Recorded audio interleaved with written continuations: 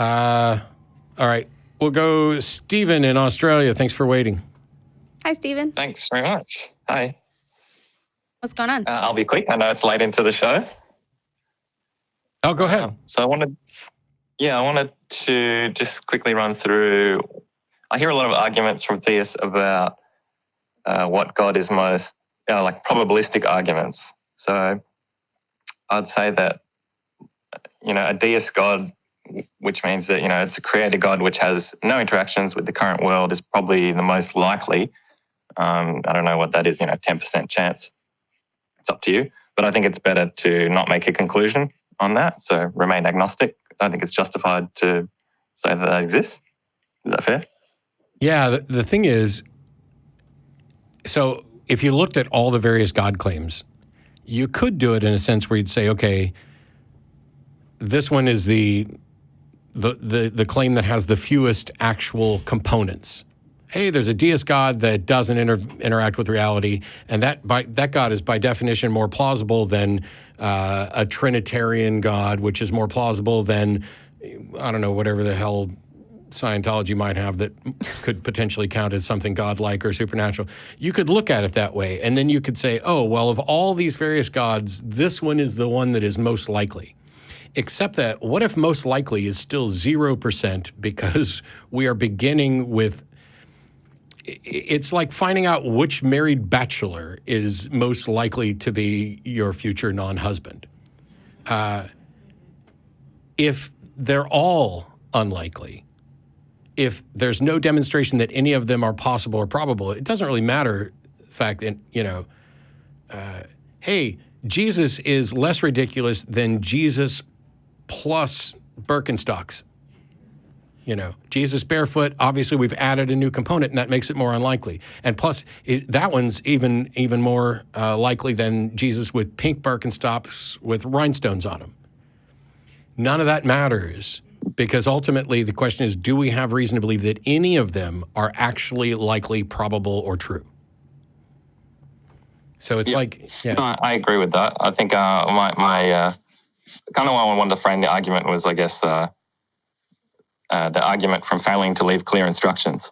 It ties into a little bit to the divine hiddenness thing that I've seen you talk about. But basically, I just wanted to say, for people who make the argument that the Christian God is likely or probable, I would argue that a deceiving God or a troll God is more likely because of the evidence that we have, which is that you create a system where you give your message to only one prophet in a specific geographical region in the world that doesn't have, discernible ways to make it more true than any other claims, and then you only leave it so that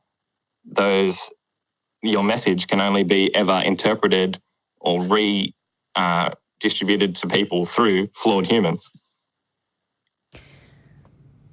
So if you were a God trying to deceive people, I think he's done a pretty good job of creating the system that we've got.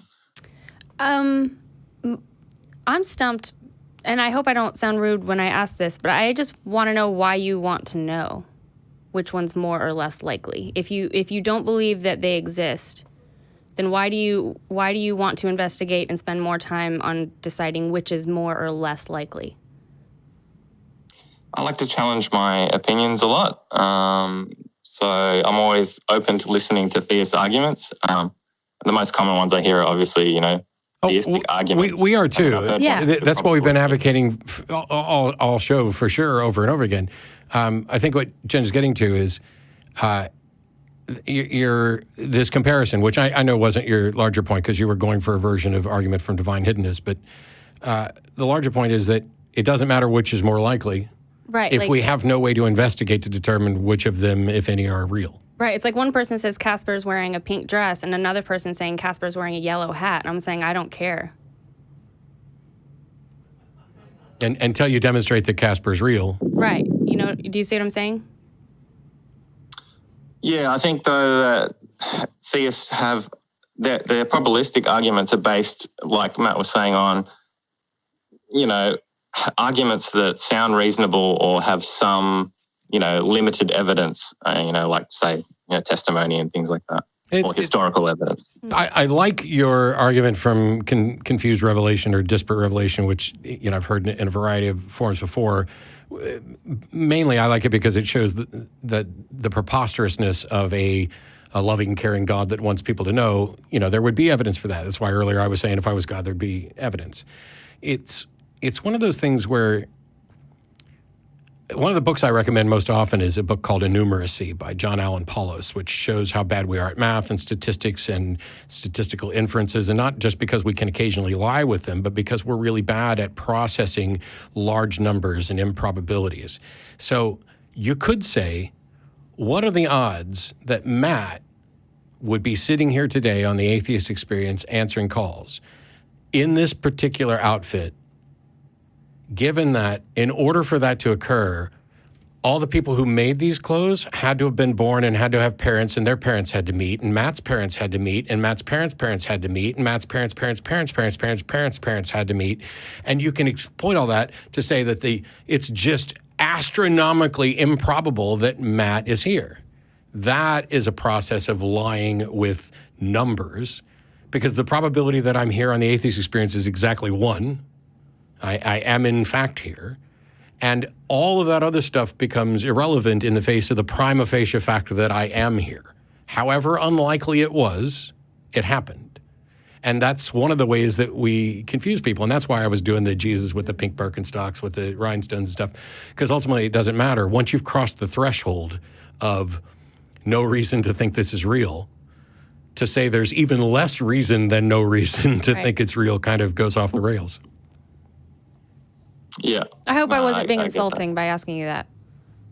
No, that's all right. I'm pretty thick-skinned. It's just really common that I find it's just like, oh, I can't think of an explanation, or I can't understand it, therefore, Yeah, God. I was just wondering. Yeah, it's the same frustration we feel. I'm gonna try and we've got one more call to get to before we finish up the show, and there's going to be Chinese food down here at the building that I've been told to remind everybody about. But thanks for calling and thanks for waiting. And I do like that version of the argument. No worries. Thanks. See ya. Thanks for calling. Cheers.